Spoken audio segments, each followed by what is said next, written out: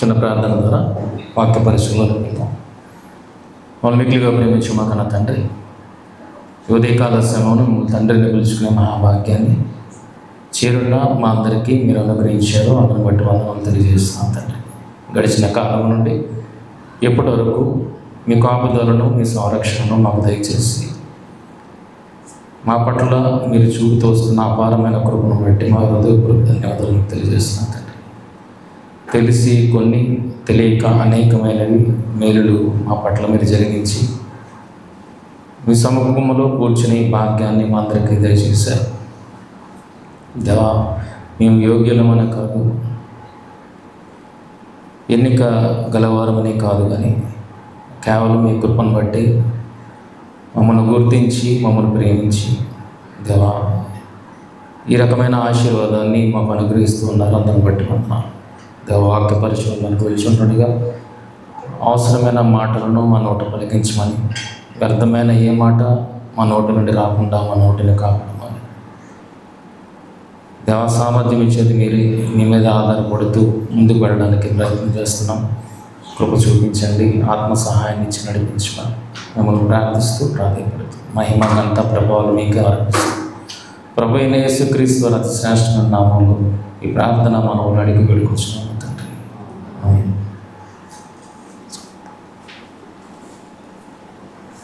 మొదటిగా దేవుడిచ్చిన గొప్ప తరుణాన్ని బట్టి మన ప్రభువు రక్షకుడైన యేసుక్రీస్తు వారి అతి శ్రేష్టమైన నామంలో కృతజ్ఞతాస్తుతులు తెలియజేస్తున్నాను. అలాగే కూడి వచ్చిన మీ అందరికి కూడా ప్రభు పేరిట వందనాలు తెలియజేస్తాను. లూకా సువార్త 15వ అధ్యాయము 22వ వచనం. లూకా సువార్త 15వ అధ్యాయం 22వ వచనం నుండి మనం చూడగలిగితే, అయితే తండ్రి తన దాసులను చూచి ప్రశస్త వస్త్రము త్వరగా తెచ్చి వీనికి కట్టి వీని చేతికి ఉంగరము పెట్టి పాదములకు చెప్పులు తొడిగించుడి, క్రొవ్విన దూడను తెచ్చి వధించుడి, మనము తిని సంతోషపడదము, ఈ నా కుమారుడు చనిపోయి మరలా బ్రతికను, తప్పిపోయి దొరికనని చెప్పాను. అంతటి వారు సంతోషపడసాగిరి. అప్పుడు అతని పెద్ద కుమారుడు పొలములో ఉండెను. వాడు పొలము నుండి వచ్చుచు ఇంటి దగ్గరకు రాగా వాద్యములను నాట్యములను జరుగుట విని దాసులలో ఒకరిని పిలిచి ఇవి ఏమిటని అడుగగా, ఆ దాసుడు అతనితో, నీ తమ్ముడు వచ్చి ఉన్నాడు, అతడు తన యొద్దకు సురక్షితముగా వచ్చినందున నీ తండ్రి కొవ్విన దూడను వధించనని. అయితే అతడు కోపపడి లోపలికి వెళ్ళనొల్లకపోయాను గనుక అతని తండ్రి వెలుపలికి వచ్చి లోపలికి రమ్మని బతిమాలుకొనెను. అందుకు అతడు తన తండ్రితో, ఇదిగో ఇన్ని ఏండ్ల నుండి నిన్ను సేవించుచున్నానే, నీ ఆజ్ఞను నేనెన్నడూ మీరలేదే. ఆయనను నా స్నేహితులతో సంతోషపడినట్లు నీవు నాకెన్నడూ ఒక మేకపిల్లనైనను ఇయ్యలేదు. అయితే నీ ఆస్తిని వేశ్యలతో తినివేసిన ఈ నీ కుమారుడు రాగానే వీని కొరకు కొవ్విన దూడను వధించువని చెప్పాను. అందుకతడు, కుమారుడా, నీవెల్లప్పుడూ నాతో కూడా ఉన్నావు, నావన్నీ నీవి, మనము సంతోషపడి ఆనందించుట యుక్తమే. ఈ నీ తమ్ముడు చనిపోయి తిరిగి బ్రతికను, తప్పిపోయి దొరికనని అతనితో చెప్పాను. ఈ సందర్భం మనందరికీ తెలిసిందే. అయితే పెద్ద కుమారుడి దృష్టికోణంలో మనం ఆలోచించగలిగితే, పెద్ద కుమారుడు ఏవైతే తండ్రితో మాట్లాడుతున్నాడో అవి నిజముగా తండ్రి ఆయన పట్ల జరిగించలేదన్న విషయం మనకి అర్థమవుతుంది. చిన్న కుమారుడు ఎప్పుడైతే వచ్చాడో ఏం చేశాడు? కొవ్విన దూడను తెచ్చి వధించాడు, మనం తిని సంతోషపడదము, ఈ నా కుమారుడు చనిపోయి బ్రతికెను, తప్పిపోయి దొరికెను అన్నను. అంతటా వారు సంతోషపడసాగారు.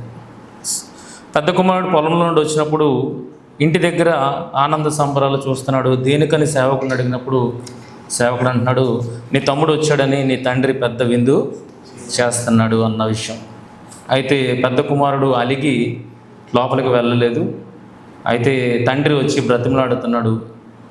బ్రతిమలాడుతున్నప్పుడు తండ్రికి చెబుతున్న మాటలను మీరు చూడగలిగితే, నీ ఆజ్ఞను నేనెన్నడూ మీరలేదే, ఇన్ని ఏండ్ల నుండి నిన్ను సేవించుచున్నానే కాదన్నాడా తండ్రి? పెద్ద కుమారుడు ఏమంటున్నాడు? ఇన్ని ఏండ్ల నుండి నిన్ను సేవించుచున్నానే కాదనలేదు, నేను నీ ఆజ్ఞను ఎన్నడూ మీరలేదు. తండ్రి కాదన్నాడా? కాదనలేదు. ఆయనను నా స్నేహితులతో సంతోషపడినట్లు నీవు నాకు ఎన్నడూ ఒక మేకపిల్ల అయినను ఇయ్యలేదు. నీ చిన్న కుమారుడు రాగానే సంతోషిస్తున్నావు, కానీ నీ పెద్ద కుమారుడు నీ చెంతే ఉన్నాడన్నప్పుడు నువ్వు ఏ రోజైనా నాకు ఒక మేక పిల్లనిచ్చి విందు చేసావా అని అడిగాడు. అయితే లేదు అని చెప్పాడు. అందుకు అతడు, కుమారుడా, నువ్వు ఎల్లప్పుడూ నాతో కూడా ఉన్నావు, ఇవేవి నీ కాదనట్లేదు.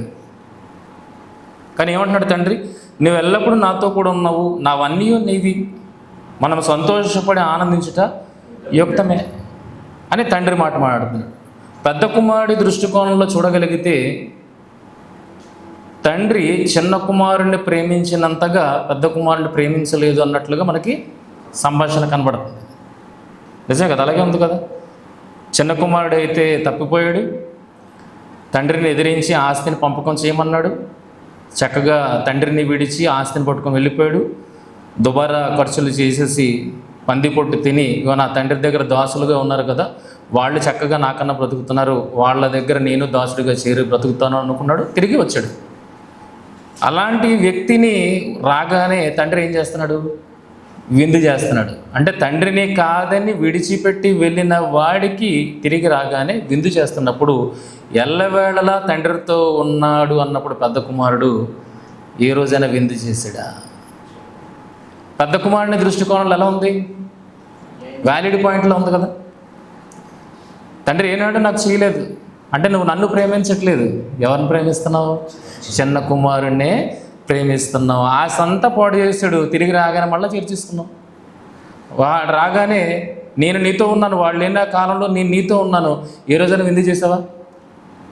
కానీ వాడు రాగానే విందు చేస్తున్నావు అని ప్రశ్నిస్తున్నాడంటే పెద్ద కుమారుడి దృష్టికోణంలో నుండి ఇది ఎలా కనబడుతుంది? క్వశ్చనింగ్ అంత ఎలా కనబడుతుంది? రైట్గా కనబడుతుంది కదా.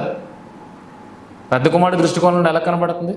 తండ్రి చిన్న కుమారుడిని ఎక్కువగా ప్రేమిస్తున్నాడు, పెద్ద కుమారుడిని ప్రేమించలేదు అన్న కోణం కనబడుతుంది. దానికి తోడు చూడగలిగితే 15వ అధ్యాయము తప్పిపోయిన గొర్రెలను గురించి మాట్లాడుతూ 6వ వచనము, మీరు నాతో కూడా సంతోషించుడి, తప్పిపోయిన నా గొర్రె దొరికినదని వారితో చెప్పును కదా. అటువలే మారు మనసు అక్కర్లేని 90 మంది నీతిమంతుల విషయమే కలుగు సంతోషం కంటే మారు మనసు పొందు ఒక పాపి విషయమే పరలోకమందు ఎక్కువ సంతోషము కలుగును. అంటే ఒక గొర్రె, తప్పిపోయిన గొర్రె దొరికినప్పుడు ఆ గొర్రెని విషయమే ఏమవుతుంది? సంతోషం. అంటే తప్పిపోయిన గొర్రె విషయమే సంతోషమే, కానీ ఉన్న గొర్రెల విషయంలో సంతోషం లేదన్నట్టుగా ఇక్కడ భావన వస్తుంది. తర్వాత చూడగలిగితే 10 వెండి నాణములను గురించిన ఉపమాన భావంలో కూడా ఏమన్నదంటే 9వ వచనం, అది దొరికినప్పుడు తన చెల్లికత్తెను పొరుగు వారిని పిలిచి నాతో కూడా సంతోషించుడి, నేను పోగొట్టుకున్న నాణెము దొరికినదని వారితో చెప్పును కదా. అంటే ఎంతగా సంతోషిస్తుందంటే దేనికోసం సంతోషిస్తుంది? ఉన్న వాటిని గురించి సంతోషం కాదు, పోయింది దొరికిన దాని విషయమే ఆమె సంతోషిస్తుందంటే దేని విషయం ఎక్కువ సంతోషం కలిగి ఉంది? తప్పిపోయిన గొర్రె విషయం సంతోషం ఉంది, పోగొట్టుకున్న నాణం విషయంలో సంతోషం ఉంది, పోగొట్టుకున్న కుమారుని విషయంలో సంతోషం ఉంది, కానీ ఉన్న వాటి విషయములో సంతోషము లేదు. అదే కదండి, ఉన్న వాటి విషయంలో సంతోషము లేదు అన్నట్టు భావన పెద్ద కుమారుడు దృష్టికోణంలో నుండి మనం చూడగలిగితే ఇవన్నీ ఇలాగే అర్థమవుతున్నాయి కదా. ఎవరిని ప్రేమిస్తున్నాడు? ఉన్న వాటిని కాదు, తప్పిపోయిన వాటిని ప్రేమిస్తున్నాడు. ఉన్న వాటిని కాదు, తనతో ఉన్న వాటిని ప్రేమించట్లేదు, కానీ తనతో ఉండకుండా తప్పిపోయిన వాడిని చూసి తండ్రి ఎక్కువగా ప్రేమిస్తున్నాడు అన్నట్లుగా పెద్ద కుమారుడి దృష్టికోణంలో చూసినప్పుడు మనకి అర్థమవుతుంది. అంతే కదా. పెద్ద కుమారుడు అన్న మాటలన్నీ రైట్గానే కనబడుతుంది. అయితే ఇక్కడ పెద్ద కుమారుడి దృష్టికోణంలో చూసినప్పుడు రైట్గా కనబడుతుంది. మరి తండ్రి దృష్టికోణంలో నుండి చూస్తే ఇవన్నీ ఎలా కనబడతాయి అన్నది ఇక్కడ మనం ఆలోచించాల్సిన విషయం. తండ్రి కోణంలో నుండి చూడాలి. తండ్రి దృష్టికోణంలో నుండి మనం చూడగలిగితే ఇప్పుడు పెద్ద కుమారుడు అంటున్నది రైటా రాంగా ఆలోచిస్తున్నారా? తండ్రి ఎవరిని ఎలా ప్రేమిస్తాడు? ఒకరిని ఒకలాగా ఇంకొకలాగా ప్రేమిస్తాడా? అర్థమవుతుందా? ఇది ఎప్పుడు తెలుస్తుంది? మనం అందరం ఎటుపక్క వెళ్ళిపోతాం అంటే పెద్ద కుమారుడు దృష్టికోణంలోకి వెళ్ళిపోతాం. కానీ మనం ఎవరందరం ఏ దృష్టికోణంలో ఉండాలి? తండ్రి దృష్టికోణంలో నుండి చూడాలి. అలా చూసినప్పుడు ఎవరి దృష్టికోణం రైట్? దేవుడు ఒకళ్ళని పక్షపాతం వహిస్తున్నాడా? ఒకళ్ళని ప్రేమించి ఒకళ్ళని ప్రేమించకుండా? మరి అలాగైతే ప్రేమిస్తే ఎందుకు ఇవ్వలేదు పెద్ద కుమారుడికి? ఒక మేక పిల్లనైనా ఎందుకు ఇవ్వలేదు? ఆలోచించండి. ఎందుకు పెద్ద కుమారుడు ఉన్న సమయంలో ఎందుకు ఆనందించలేదు? వ్యాలిడ్ పాయింట్స్ అవన్నీ. కనుక ఈ సందర్భాన్ని ఎందుకు చెప్తున్నాడంటే లోకాసు వార్త 15వ అధ్యాయము 1-2 వచనాలను చూడగలిగితే, ఒకప్పుడు సమస్తమైన సుంకరులను పాపులను ఆయన బోధ వినుటకు ఆయన దగ్గరకు వచ్చుచుండగా పరిసయ్యులను శాస్త్రులను అది చూసి ఇతడు పాపులను చేర్చుకొని వారితో కూడా భోజనం చేయుచున్నాడని చాలా సనుగుకున్నది. యేసుక్రీస్తు వారు సామాన్యమైన వ్యక్తి, మంచి ఫాలోయింగ్ ఉంది ఆయనకి. ఆ కాలంలో ఆయనకి మంచి ఫాలోయింగ్ ఉంది. ఆ పెద్ద మనుషులతో, అలాంటి పెద్ద మనుషులతో ఎవరు తిరగకుండా ఉండడానికి ఎవరైనా ఇష్టపడతారా? ఆయనతో పాటు వెళ్ళాలని అనుకుంటాడే కానీ ఆయనతో పాటు వెళ్ళకూడదని ఎవరు అనుకుంటారా? పెద్ద మనిషిని వెంబడించాలని అనుకుంటారు. అలాగా ఆ పెద్ద మనిషిని ఎవరెవరు వెంబడిస్తున్నారంటే పరిసయ్యులు, శాస్త్రులు. ఆయన ఎక్కడికి వెళ్తే అక్కడ ఆయనను వెంబడిస్తున్న వారుగా కనబడుతున్నారు. ఇప్పుడు పరిసయ్యులు, శాస్త్రులు ఎవరు? యూదులకు సమాజ మందిరాల్లో ధర్మశాస్త్రాన్ని బోధించేవారు. పరిసయ్యులు కానీ శాస్త్రులు కానీ జ్ఞానము లేని సమాజానికి జ్ఞానాన్ని అందించేవారు. ఇప్పుడు యేసుక్రీస్తు వారు కూడా ఎవరు? జ్ఞానం లేని సమాజానికి జ్ఞానాన్ని బోధించేవాడు. ఇప్పుడు ఇద్దరు పొజిషన్స్ మ్యాచ్ అవుతున్నాయి కదా. ఇప్పుడు వీళ్ళు ఏమనుకుంటున్నారంటే మనము జ్ఞానవంతులమే, ఆయన జ్ఞానవంతుడే. ఇప్పుడు జ్ఞానులు ఎవరితో ఫ్రెండ్షిప్ చేయాలి? జ్ఞానవంతులతో ఫ్రెండ్షిప్ చేయాలి, మనతో పాటు భోజనం చేయాలి, మనతో పాటు ఆనందించాలి. ఆయన ఈయనేం చేస్తున్నాడు? సమస్తమైన సుంకరులను పాపులను ఆయన బోధ వినుటకు ఆయన దగ్గర వచ్చి ఉండగా ఇతడు పాపులను చేర్చుకొని వారితో కూడా భోజనం చేయుచున్నాడని చాలా సనుగుకొనిరి. వీళ్ళు సనుగంత దేనికి? ఎవరితో ఫ్రెండ్షిప్ చేయాలి? ఆయన జ్ఞానుడు జ్ఞానంతో ఫ్రెండ్షిప్ చేయాలి. కానీ ఈయన ఎవరితో ఫ్రెండ్షిప్ చేస్తున్నాడు? పాపులతో స్నేహం చేస్తున్నాడు, పాపులతో కూర్చొని లెగుస్తున్నాడు. ఇది వారికి నచ్చలేదు. అలాంటి నచ్చలేని సందర్భంలో వారికి అర్థం చేయించడానికి యేసుక్రీస్తు వారు ఇక్కడ 3 ఉపమానాలని చెప్పారు. ఏది? గొర్రెలు, తప్పిపోయిన గొర్రె, పోగొట్టుకున్న నాణ్యం, అలాగే తప్పిపోయిన కుమారుడు. ఈ సందర్భాలను చెబుతూ వారికి ఒక ఉద్దేశాన్ని అర్థం చేయించడానికి ప్రయత్నం చేస్తున్నాను. నేను వాళ్ళతో ఎందుకు ఉంటున్నాను? మీరు అనుకుంటున్నారు కదా, మీరు నన్ను వెంబడిస్తున్నా సరే మీతో పాటు నేను లేను, కానీ ఎవరితో ఉన్నాను? అప్పుడే సుంకరులు, పాపులు ఈ మార్గంలోనికి వచ్చారు, వాళ్ళతో నేను ఉంటున్నాను, వాళ్ళతో కూర్చొని లేస్తున్నాను. కనుక దీన్ని తప్పుపడుతున్నారు కదా. ఇలా తప్పుపడుతున్నారు అని అంటే మీరు ఏ దృష్టికోణంతో చూస్తున్నారో అన్నది పాయింట్. ఆ దృష్టికోణం కాదు, మీరు తండ్రి దృష్టికోణంతో మీరు చూడాలి. వీళ్ళు దేవునితో ఉన్నవాళ్ళే. పెద్ద కుమారుడు ఏమన్నాడు? నేను ఇన్నేళ్లుగా సేవిస్తున్నాను, నీ ఆజ్ఞలను ఇప్పుడునూ మీరలేదే అని తండ్రితో అంటున్న మాటల్లో ఏది అవాస్తవం కాదు, అన్నీ వాస్తవాలే. అయితే తండ్రితో వీరు ఉన్నప్పటికీ, తండ్రి ఆజ్ఞలను నెరవేరుస్తున్నప్పటికీ ఏది మిస్ అయ్యారు అనంటే తండ్రి క్యారెక్టర్ని మిస్ అయ్యారు. తండ్రితోనే ఉన్నారు, తండ్రి ఆజ్ఞలనే నెరవేరుస్తున్నారు, కానీ తండ్రి స్వభావం ఏంటి అన్నది వీరికి అంతు పట్టలేదు. ఆ అంతు పట్టని ఆ స్వభావాన్ని యేసుక్రీస్తు వారు ఈ ఉపమానాల ద్వారా బయటికి తీసుకొని వస్తున్నారు. పెద్ద కుమారుడు దృష్టికోణంలో ఏమైంది? నన్ను ప్రేమించట్లేదు. ఎవరిని ప్రేమిస్తున్నాడు? చిన్న కుమారుడిని ప్రేమిస్తున్నాడు. తప్పిపోయిన గొర్రెపిల్లను ప్రేమిస్తున్నాడు. అలాగే పోగొట్టుకున్న నాణెమును గురించి తాపత్రయపడుతున్నాడు, సంతోషిస్తున్నాడు. అంటే ఉన్న వాటిని గురించిన సంతోషము తండ్రికి లేదా? పెద్ద కుమారుడు ఆలోచన రైటా? ఆలోచించండి. తండ్రి భేదాన్ని చూపెడతాడా? భేదాన్ని చూపెడతాడా? ఇప్పుడు నిజంగా సందర్భంలోనికి వెళ్ళి మనం ఆలోచించగలిగితే ఏ రకంగా వారి తండ్రి స్వభావాన్ని ఎరుగలేదు అన్న విషయాన్ని మనం అర్థం చేసుకోవడానికి ప్రయత్నం చేద్దాం. ఒక స్కూల్లో ఒక ఉపాధ్యాయుడు ఉన్నాడు. ఆ ఉపాధ్యాయుడు కొంతమంది పిల్లలకి 30-40 ఒక క్లాసులో ఎంతమంది అయితే తరగతులు ఎంతమంది అయితే ఉంటారో అంతమందికి ఆయన బోధిస్తున్నాడు. అలా బోధించినప్పుడు ఆ ఉపాధ్యాయుని యొక్క దృష్టి ఎవరి మీదకి ఎక్కువ వెళ్తుంది?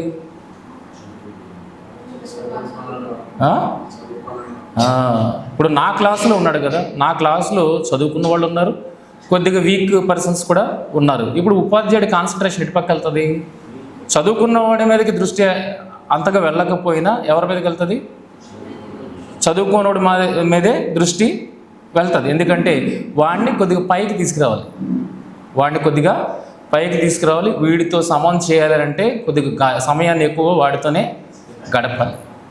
ఇప్పుడు బాగా చదువుతున్న స్టూడెంట్స్ అందరూ ఏమనంటారంటే, ఎక్కువ మమ్మల్ని పట్టించుకోవట్లేదు, వాడిని ఎక్కువ పట్టించుకుంటున్నాడు, మేము చదువుతున్నాము వాడు చదవలేదు, టీచర్ వాడిని ఎక్కువ పట్టించుకుంటున్నారంటే అది ఎంతవరకు రైట్?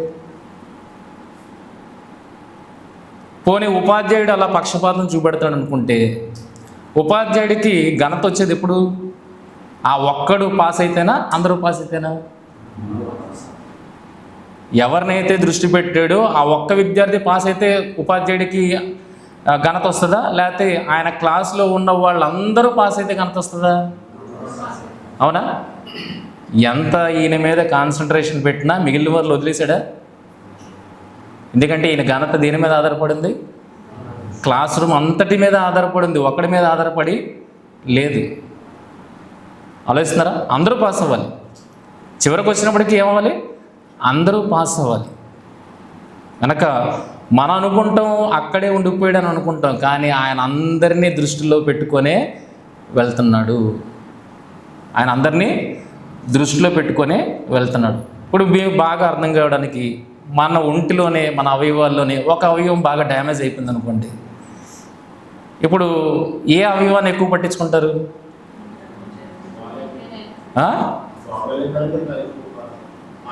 అప్పుడు మిగిలిన అవయవాలన్నీ అనుకుంటే మమ్మల్ని పట్టించుకోవట్లేదని ఆలోచించండి. ఇది తండ్రి దృష్టికోణం. ఇది తండ్రి దృష్టికోణం ఎలాగుంటుంది అనేది చెప్తున్నాను. మనమైతే ఏమనుకుంటాం, దీనికోసం పట్టించుకుంటున్నాం ఏంటి, ఇవన్నీ పట్టించుకోవా అనేసి. కానీ మిగిలిన అవయవాలు అడుగుతున్నాయా? ఏమైనా అడుగుతున్నాయా? ఇదిగో దీన్నే పట్టించుకుంటున్నాం, మమ్మల్ని పట్టించుకోవట్లేదని అడగు. ఇది బాగుపడితే మిగిలిన అవయవాలు ఆనందిస్తాయా, దుఃఖపడతాయా? ఆనందిస్తాయా? ఇప్పటివరకు దీన్ని ఆలోచించాను. ఇప్పుడు ఇది బాగుపడిన దాన్ని బట్టి మిగిలిన అవయవాలు దీంతో పాటు ఏమవుతాయి? ఆనందిస్తాయి. ఇది చేరిపోగానే మిగిలిన బాడీకి అంతటికి స్ట్రెంత్ వచ్చేస్తుంది. మన శరీరము ఒక్క అవయముగా చూడట్లేదు, మన శరీరము అనేక అవయముల కలయికగా మనం చూస్తున్నాము. ఒక్కటి ఇందులో బాధపడిన సపోర్ట్ పోతుంది, బాడీకి సపోర్ట్ పోతుంది. కనుక ఎందుకు శ్రద్ధ తీసుకుంటున్నాం అంటే, ఇది బాడీలో కలిస్తే స్ట్రాంగ్ అయిపోతాం, అంటే మిగిలిన అవయవాలన్నీ వచ్చినట్టే కదా. అర్థమవుతుంది నేను చెప్తుంది? మిగిలిన అవయవాలన్నీ సమకూడే ఇప్పుడు స్ట్రాంగ్గా నువ్వు పని చేయగలుగుతావు. ఎప్పుడైతే ఇది బాగోలేదో ఏమైపోతావు? వీక్ అయిపోతావు. మిగిలినవి బాగున్నా ఇది బాగోలేనందుకు ఏమవుతావు? వీక్ అవుతావు. ఇది ఎప్పుడైతే బాగుపడిందో మిగిలినవన్నీ ఆనందిస్తే, అమ్మయ్య ఇప్పుడు నేను వెళ్ళొచ్చు అని రెడీ అవుతుంది. ఒక ఉపాధ్యాయుని దృష్టిలో తరగతిలో ఉన్న వాళ్ళందరూ పాస్ అవ్వాలి, అప్పుడే ఆ ఉపాధ్యాయునికి ఘనత. ఏ ఒక్కడు వీక్గా ఉండకూడదు. అందరిని బట్టి ఆయనకి ఘనత వస్తుంది, కానీ ఒక్కడిని బట్టి ఘనత రాదు ఆయనకి. కనుక ఆయన అందరినీ దృష్టించుతాడు, వీడి మీద ఎక్కువ శ్రద్ధ పెడతాడు. అలాగా వాడిని కూడా ఈక్వల్ చేయగలిగితేనే ఆ తరగతి స్ట్రెంగ్త్ కదండి. ఒకటి వీక్గా ఉన్న స్ట్రెంగ్త్ అవ్వదు. అలాగే అవయవాలలో ఒకటి వీక్ అయినా బాడీ స్ట్రెంగ్త్ ఉండదు. ఆ ఒక్కటి కూడా ఆరోగ్యవంతంగా శరీరంలో కలవగలిగితేనే అప్పుడు స్ట్రెంగ్త్. అంటే ఇప్పుడు దేవుడు ఏ దృష్టికోణముతో ఆలోచిస్తున్నాడు అన్నది ఒకసారి ఆలోచించండి. పెద్ద కుమారుడి దృష్టికోణంలో అయితే ఏమర్థమైంది, ఆయన చిన్న కుమారుడే ప్రేమిస్తున్నాడు అని అర్థమైంది, అర్థమవుతుంది, అర్థం అయ్యేలాగా ఉన్నది. కానీ తండ్రి దృష్టికోణంలో చూడగలిగితే అసలు ఇద్దరు పిల్లల్ని వేరుగా చూడగలుగుతాడా? వేరుగా చూడగలుగుతాడా? ఆలోచించండి. ఏ తల్లిదండ్రులైనా ఇద్దరు పిల్లలు ఉంటే వేరుగా చూడగలుగుతారా? వీడి మీద ఎక్కువ ప్రేమ, వాడి మీద తక్కువ ప్రేమ అని చూపెట్టగలుగుతారా? లేదు. కనుక ఎలా అర్థం చేసుకోవాలి అన్న విషయాన్ని మనం చూడగలిగితే, తప్పిపోయిన గొర్రెల విషయంలో మనం చూడగలిగితే ఒకసారి చదువుతాం. లూకాసు వార్త 15వ అధ్యాయము 3వ వచనం నుండి మనం చూడగలిగితే, అందుకు ఆయన వారితో ఈ ఉపమానం చెప్పెను, మీలో ఏ మనుషునికైనా 100 గొర్రెలు కలిగి ఉండగా వాటిలో ఒకటి తప్పిపోయిన ఎడల అతడు 99ని అడవిలో విడిచిపెట్టి తప్పిపోయినది దొరకు వరకు దానిని వెదకడా? అది దొరికినప్పుడు సంతోషముతో దానిని తన భుజముల మీద వేసుకొని ఇంటికి వచ్చి తన స్నేహితులను పొరుగు వారిని పిలిచి, మీరు నాతో కూడా సంతోషించడి, తప్పిపోయిన నా గొర్రె దొరికినదని వారితో చెప్పును కదా. ఏమైనా అర్థమైందా? దేనికోసం వెళ్ళాడండి? 100 గొర్రెలు ఉన్నాయి ఆయనకి 100 గొర్రెలు ఉన్నాయి. ఆ 100 గొర్రెల్లో ఒక గొర్రె తప్పిపోయింది. ఇప్పుడు ఆయన ఏం చేశాడు? ఆ గొర్రెని వెతకడానికి 99ని అడవిలో విడిచిపెట్టి ఆ ఒక గొర్రెని వెతకడానికి వెళ్ళాడు. ఒక గొర్రెని వెతకడానికి వెళ్ళాడు. అది దొరికినప్పుడు ఆనందించాడా లేదా? దేన్ని బట్టి ఆనందించాడు? దేన్ని బట్టి ఆనందించాడు? ఒకసారి ఆలోచించండి. తప్పిపోయిన గొర్రెని బట్టి ఆనందించాడా, లేకపోతే నా 100 నా దగ్గరే ఉన్నాయని ఆనందించాడా?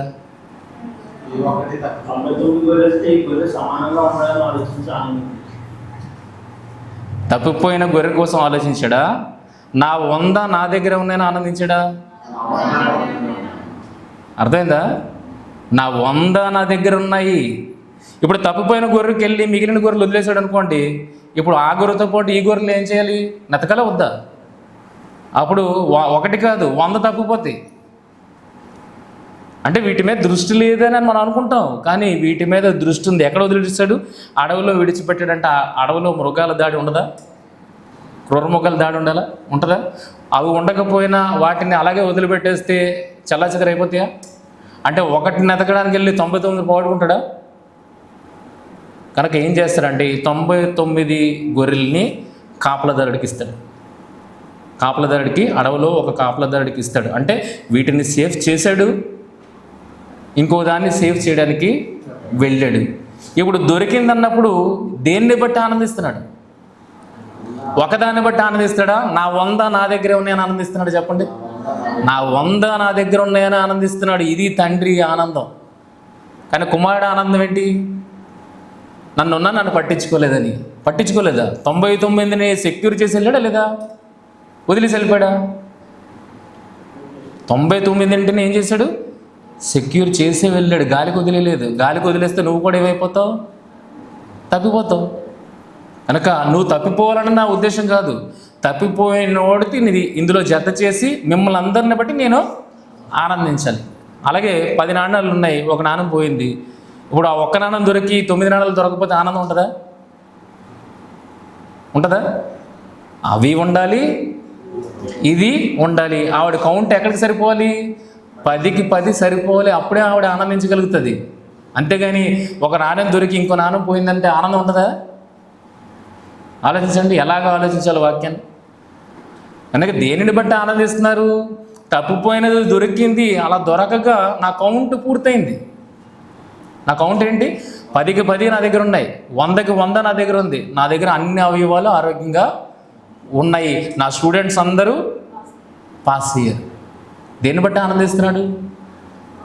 సమూహముగా, సముదాయముగా, గుంపుగా ఆనందిస్తాడే కానీ విడిగా తండ్రి ఆనందించట్లేదు అన్న విషయము మనకు అర్థమైతే ఏమనుకుంటున్నాడు? ఇప్పుడు ఒక నాణ్యం, ఒక పోయిన నాణ్యం కోసం ఆవిడ బాధపడింది. ఎంతగా బాధపడింది అంటే దొరికినప్పుడు సంతోషించింది. తప్పిపోయిన గొర్రెపిల్ల దొరికినప్పుడు సంతోషించింది. అంటే బాధపడితేనే ఏముంటుంది? నెక్స్ట్ సంతోషం ఉంటుంది. అంత అపరిమితంగా సంతోషిస్తున్నట్టు మొదట అంతగా బాధపడ్డారు కనుక. ఇప్పుడు తండ్రి కూడా కుమారుని గూర్చి సంతోషిస్తున్నాడనంటే ఆ కుమారుడిని పంపిస్తూ ఆయన ఆనందిస్తున్నాడా? బాధపడుతున్నాడా? కుమారుని పంపించేస్తూ ఆనందపడుతున్నాడా, బాధపడుతున్నాడు? ఆస్తిని అయితే పంచాడేమో కానీ, కుమారుని దూరం చేసుకున్నాడేమో కానీ తనలో నుండి వేరు చేయలేకపోయాడు. కుమారుణ్ణి పంపించగలిగాడు కానీ తనలో నుండి వేరు చేయలేకపోయాడు తండ్రి. అంటే అవన్నీ ఏంటి? తనలో భాగాలుగా వారు అర్థం చేసుకుంటున్నారు.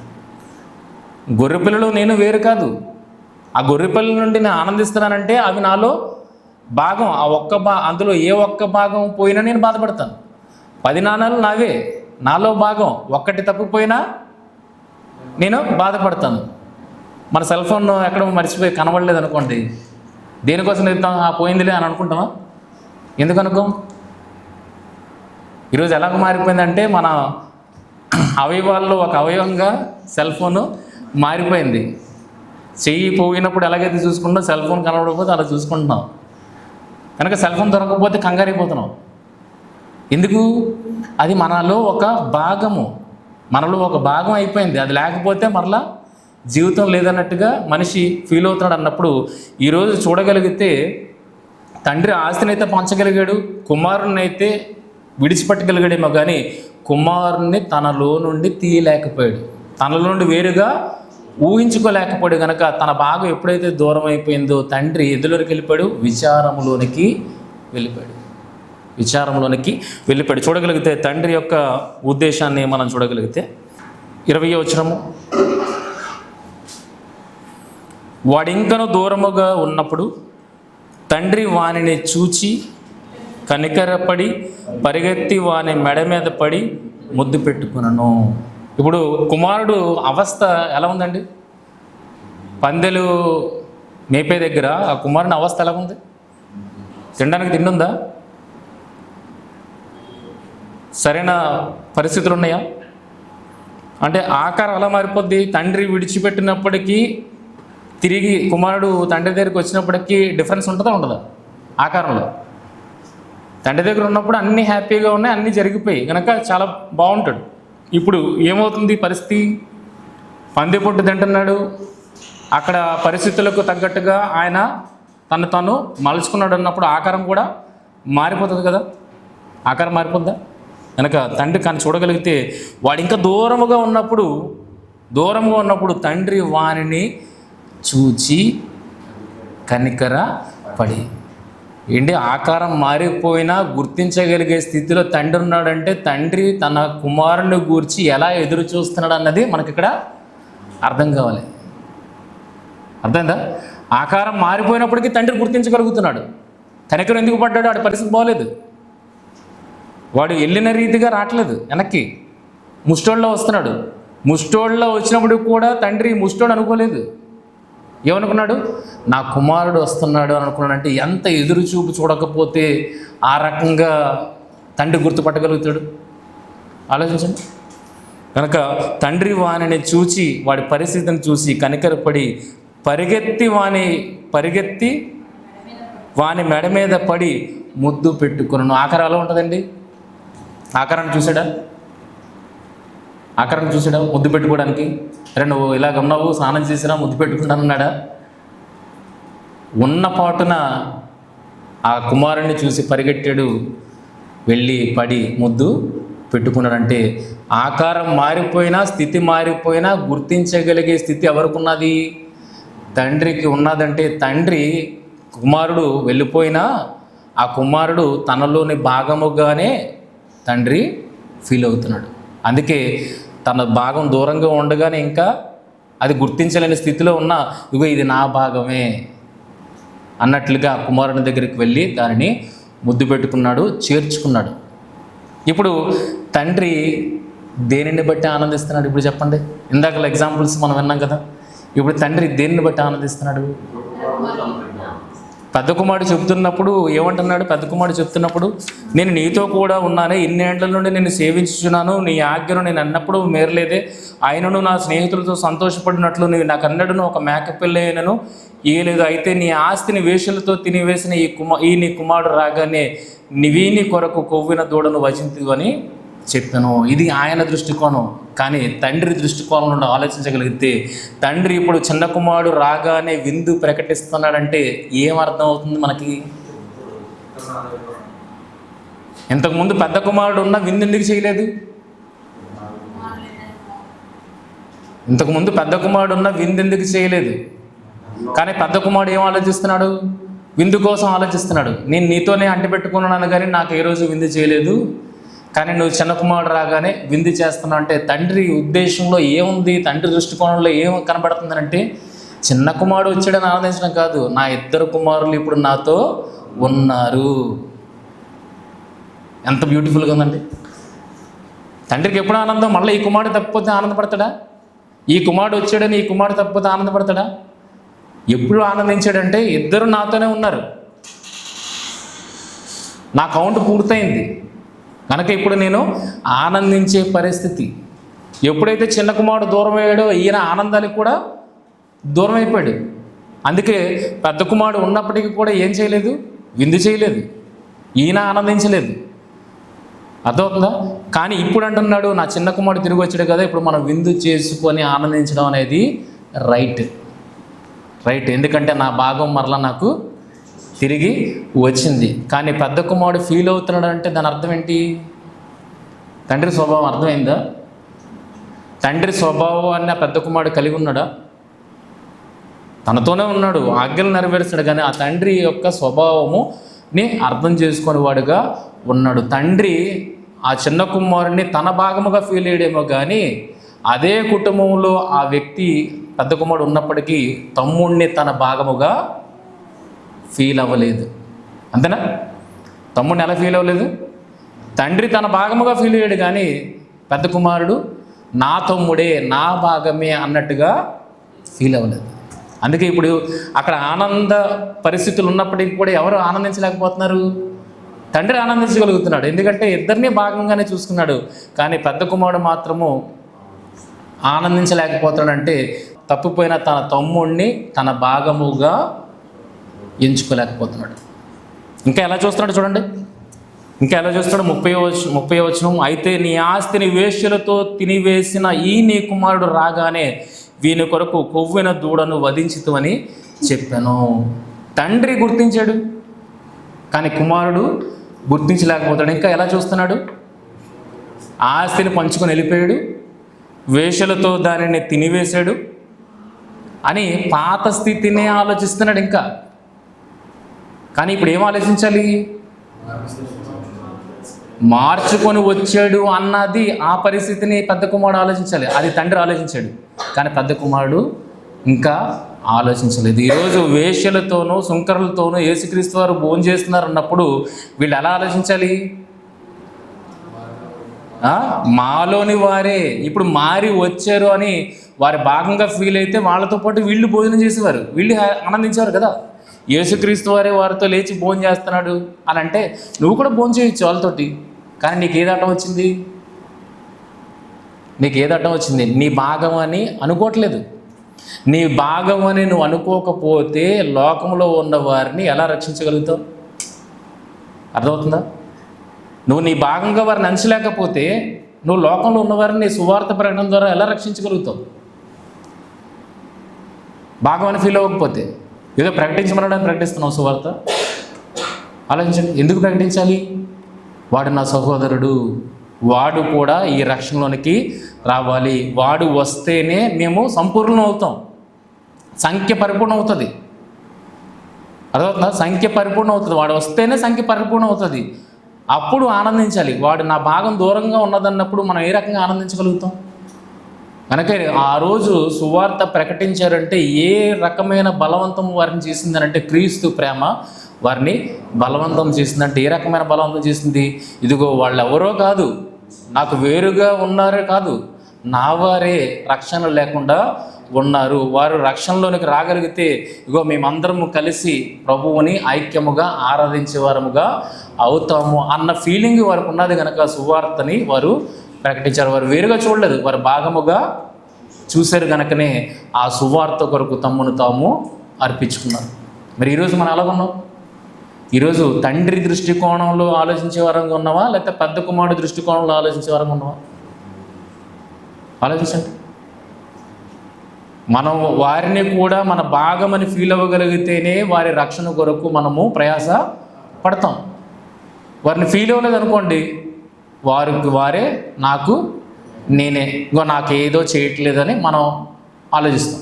పెద్ద కుమారుడు అలాగే ఆలోచిస్తున్నాడు. ఇదిగో తండ్రి బ్రతిమలాడుతున్నాడు. ఎందుకు బ్రతిమలాడుతున్నాడు? నిజంగానే పెద్ద కుమారుడు ఉన్నాడు తండ్రితోటి. తండ్రి లోపలికి రమ్మని బ్రతిమలాడెను. అందుకు అతడు తన తండ్రితో, ఇదిగో ఇన్ని ఏండ్ల నుండి నిన్ను సేవించుచున్నానే, నీ ఆజ్ఞను నేను ఎన్నడూనూ మీరలేదే. ఆయనను నా స్నేహితులతో సంతోషపడినట్లు నువ్వు నాకెన్నడూనూ ఒక మేకపిల్ల నేను ఇయ్యలేదే అని అన్నప్పుడు ఏమంటున్నాడంటే, ఇప్పుడు విందు ఏర్పాటు చేసి నువ్వు పిలుచుకోవచ్చు కదా నీ ఫ్రెండ్స్ని. నువ్వు ఏమంటున్నావు? ఇప్పటివరకు విందు ఏర్పాటు చేయలేదు అంటున్నావు. ఇప్పుడు నేను విందు ఏర్పాటు చేశాను కదా, నీ ఫ్రెండ్స్తో కూడా నీ ఫ్రెండ్స్ని కూడా పిలుచుకొని ఆనందించవచ్చు కదా. కానీ ఎందుకు ఆనందించలేకపోతున్నాడు? ఎవరిది అనుకుంటున్నాడు ఆనందం? నాకు సంబంధించింది కాదనుకుంటున్నాడు.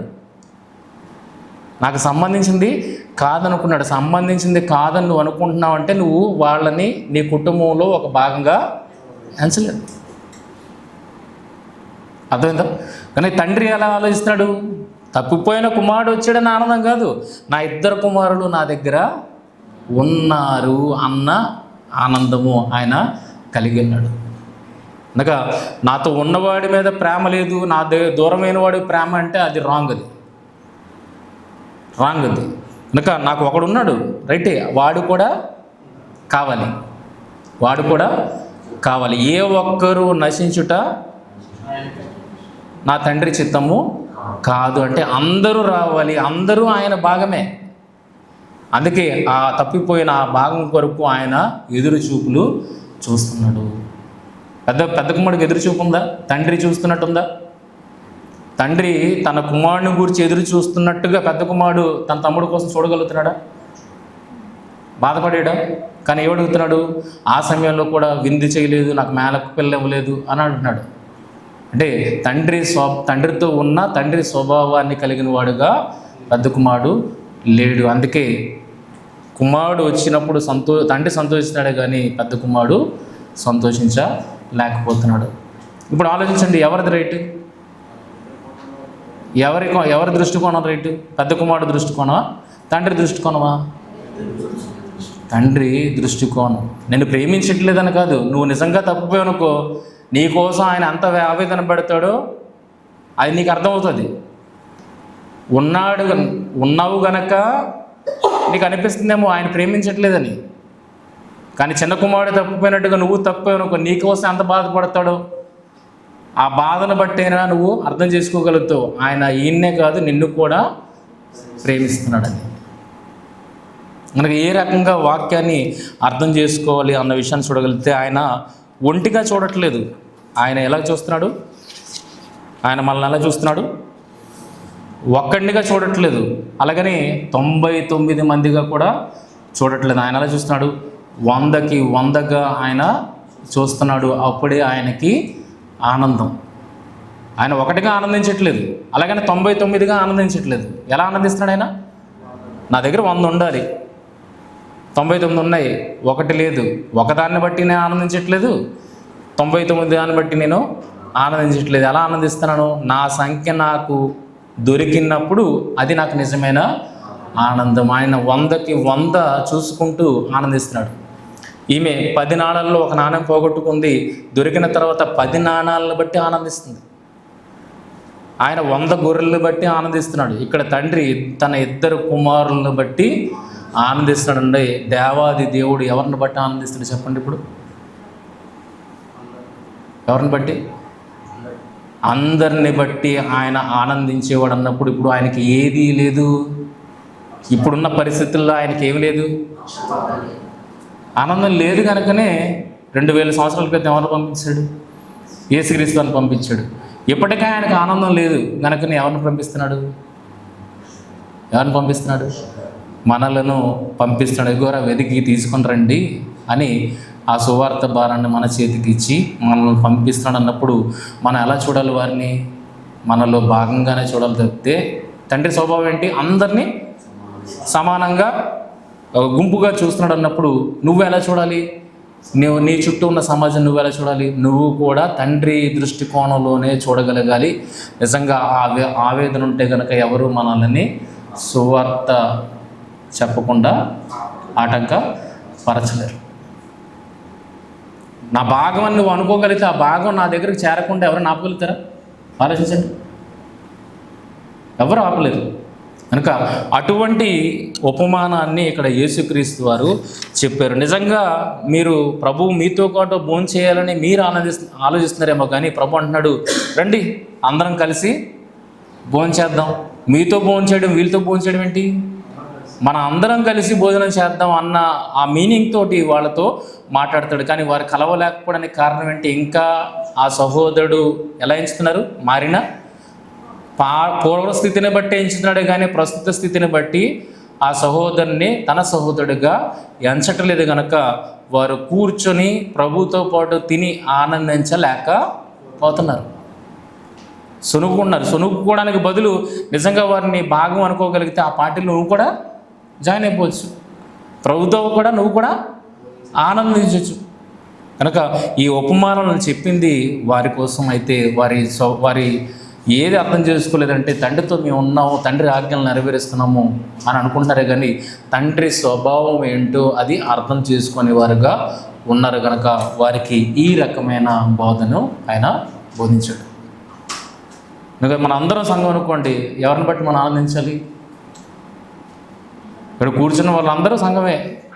ఇందులో ఒక్కళ్ళు బాధపడినా ఎవరు బాధపడతారు? సంఘం అంతా బాధపడాలి.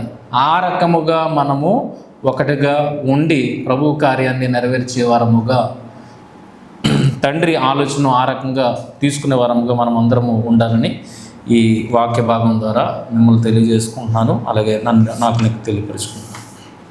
ప్రార్థన చేస్తాను. మహోన్నతుడైన మా తండ్రి, మహాఘనమైన శ్రేష్టమైన అతి పవిత్రమైన నామానికి వేళ తెలియజేస్తున్నాను. తండ్రి, మీరు ఎంతగా మమ్మల్ని ప్రేమిస్తున్నారు అన్నది మాకు అర్థమవుతుంది తండ్రి. దేవా, అది మీ దృష్టికోణంతో చూడగలిగితేనే అది మాకు బోధపడుతుంది. దేవా, మా దృష్టిని బట్టి మేము చూస్తే మాకేదో చేయలేదు అన్న అసంతృప్తి మా జీవితాల్లో ఎప్పుడు ఉంటుంది. కానీ మీ దృష్టికోణంలో మేము ఆలోచించగలిగితే మమ్మల్ని ఎంతగా ప్రేమిస్తున్నారో, ఎంతగా మమ్మల్ని పట్టించుకుంటున్నారో, ఎంతగా మా కొరకు తాపత్రయపడుతున్నారో అన్నది మాకు అర్థమవుతుంది. దేవా, మరి సార్వత్రిక కుటుంబముగా మేము ఉంటుండగా ఈ సార్వత్రిక కుటుంబాన్ని బట్టి మీరు ఆనందించేవారని మేము నమ్ముతూ ఉన్నప్పుడు దేవ, ప్రతి ఒక్కరిని కలుపుకొని రక్షణ లేని వారిని రక్షణలోనికి తీసుకొని వచ్చి నీ కుటుంబముగా చేర్చి మేము ఆనందించే స్థితిని మాకు అనుగ్రహించమని, ఆ రకంగా మీరు ఏదైతే సంతోషం లేక ఉన్నారో, ఆనందం లేక ఉన్నారో అట్టి ఆనందాన్ని మేము కలిగించే వారము ఉండటకు సహాయం తెచ్చేవారు. ఇంకా వాక్యపు లోతులకి మమ్మల్ని తీసుకువెళ్ళి మాకు అర్థం చేయించమని మిమ్మల్ని ప్రార్థిస్తూ ఈ రోజుకి మీరు అనుగ్రహించిన వాక్యాన్ని బట్టి వందనాలు తెలియజేసుకుంటాం. మహిమ, ఘనత, ప్రభావాలు మీకు ఆరోపిస్తూ ప్రభు అయిన యేసుక్రీస్తు వారి అతి శ్రేష్టమైన నామములో ఈ ప్రార్థన మనం అడిగి వేడుకుంటున్నాము తండ్రి. అందరికీ వందనాలు.